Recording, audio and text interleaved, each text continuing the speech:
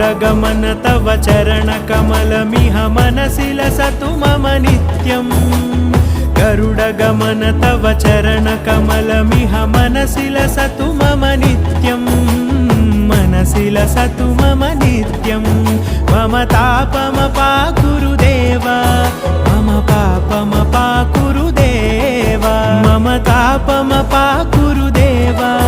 मम पापमपाकुरु देवा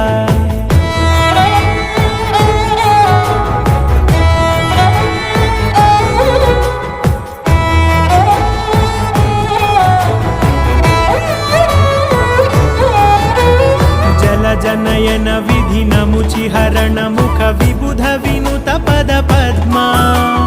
जल जनयन विधि नमुचिहरण मुख विबुध विनुत पद पद्मा